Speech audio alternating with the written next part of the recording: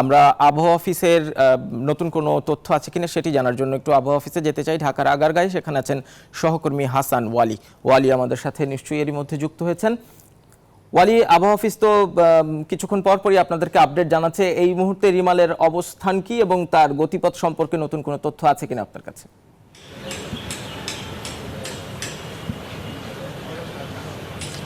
জি নাহিদ, আপনাকে ধন্যবাদ। আমরা কিছুক্ষণ আগে আবহাওয়া দপ্তরের পরিচালক আজিজুল ইসলাম কথা বলেছেন। তিনি জানিয়েছেন যে ৩টা নাগাদ কিন্তু উপকূলীয় এলাকা জুড়ে যে অগ্রভাগ সেটি কিন্তু আঘাত হানবে ঘূর্ণিঝড়ের। কিন্তু এরই মধ্যে কিন্তু অনানুষ্ঠানিকভাবে আমরা জানতে পেরেছি যে কিছু মেঘ কিন্তু অগ্রভাগের কিছু মেঘ উপকূলীয় এলাকায় এরই মধ্যে আঘাত হেনেছে, যার ফলে কিন্তু কিছু কিছু বৃষ্টি বা দমকা হাওয়া কিন্তু এরই মধ্যে বয়ে যাবে, এমনটি কিন্তু আমাদেরকে জানিয়েছেন।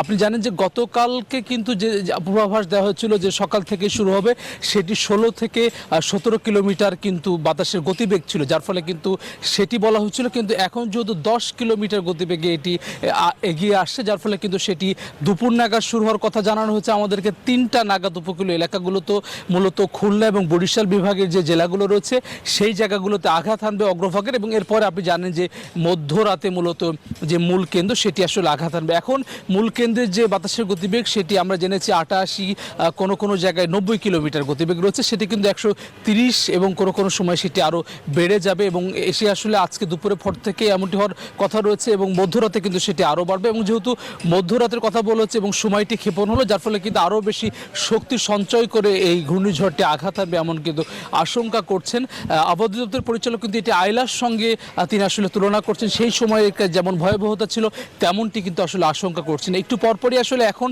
যেটি আসলে দুপুর নাগাদ আসবে, এখনকার যেটি তাদের আপডেট দেওয়া বা নতুন তথ্য সেটি হচ্ছে যে তারা কিছুক্ষণ পরপরই কতটুকু এগিয়ে আসলো, এই যে দূরত্ব কতটুকু কমলো সেটি তারা আসলে জানাচ্ছেন। একটু পরপরই আসলে সেই তথ্যই কিন্তু আসলে তারা সরবরাহ করছেন। কিছুক্ষণ আগে আপনি জানেন যে এই জায়গাটিতে দুর্যোগ ত্রাণ প্রতিমন্ত্রী পরিদর্শনে এসেছিলেন আবহাওয়া অফিসে। তিনি কিন্তু তখন বলেছেন যে 4000 আশ্রয় কেন্দ্র তারা ইতিমধ্যে প্রস্তুত করেছেন। দুপুর পর্যন্ত তিনি যখন কথা বলেছেন তখন 50% মানুষ এই জায়গাটিতে আশ্রয় নিয়েছেন, সেটি নিয়ে তার একটি দুশ্চিন্তার কারণ ছিল। তিনি বলছেন যে এখন পর্যন্ত যদিও খুব একটা আবহাওয়ার সেরকম দেখা যাচ্ছে না যে খুব একটা ঝড় বাতাস অথবা বজ্রপাত, কিন্তু সেটি কিন্তু তিনি বলছেন দুপুরের পর থেকে কিন্তু হঠাৎ করে সেটি বাড়বে, তখন কিন্তু যারা আশ্রয়কেন্দ্রে আসেননি তারা কিন্তু এক ধরনের বিপদের মুখে পড়বেন, ক্ষয়ক্ষতির মধ্যে পড়তে পারেন। সেই আশঙ্কা থেকে কিন্তু আসলে সারা দেশে সেই নির্দেশনা দেওয়া হয়েছে বলে আমাদেরকে জানিয়েছেন আবহাওয়া অফিসে। তাদের যে 2-3 দিন ধরে যে কাজটি তারা করছিলেন, এখন তারা সেটি কিন্তু আসলে তারা বারবার বলছেন যে যেহেতু সামনে বর্ষা মৌসুম রয়েছে, এর আগে এখন পর্যন্ত বড় ধরনের ঝড় নেই, বৃষ্টি নেই, এবং যে তাপপ্রবাহ বইছে ঢাকা সহ চট্টগ্রাম সহ দেশের বিভিন্ন জায়গায়, যার ফলে কিন্তু যে বৃষ্টিপাত আসবে সেটির কিন্তু ভয়াবহতা তীব্রতা স্বাভাবিকভাবে বেশি, এবং যে ঘূর্ণিঝড় সেটি যে বেশি শক্তি সঞ্চয় করার সুযোগ পাচ্ছে, যার ফলে কিন্তু আসলে সেটি বাড়বে। এবং আজকে ঢাকা শহরে খুব একটা বৃষ্টিপাতের সম্ভাবনা নেই, আজকে এরকম স্বাভাবিকভাবে থাকার কথা রয়েছে।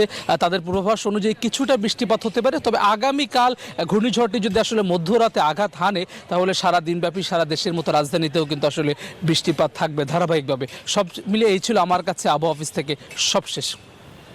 ওয়ালি, আপনাকে ধন্যবাদ। আপনি ঠিকই বলছিলেন যে যেটি এখন সবচেয়ে বড় শঙ্কা, যেহেতু ঘূর্ণিঝড়টি গতকাল যে গতিতে এগোচ্ছিল এখন সেই গতি খানিকটা কম, এটি মোটামুটি 10 কিলোমিটার গতিতে এগিয়ে আসছে পুরো ঘূর্ণিঝড়টি। এর কেন্দ্রে সর্বোচ্চ গতিবেগ অনেক বেশি, কিন্তু পুরো ঝড়টি এগিয়ে আসার গতি কমছে, ফলে শক্তি সঞ্চয় করার সুযোগ পাচ্ছে ঘূর্ণিঝড় রিমাল, এবং যত বেশি শক্তি সঞ্চয় করতে পারবে সেটি ঠিক ততটাই শক্তি নিয়ে আছড়ে পড়বে ভূমিতে, এবং তাতে ক্ষয়ক্ষতির সংখ্যা আরও অনেক বেশি বাড়বে। আমাদের হাসান ওয়ালি আবহাওয়া অফিসের আপডেটগুলো জানাচ্ছিলেন।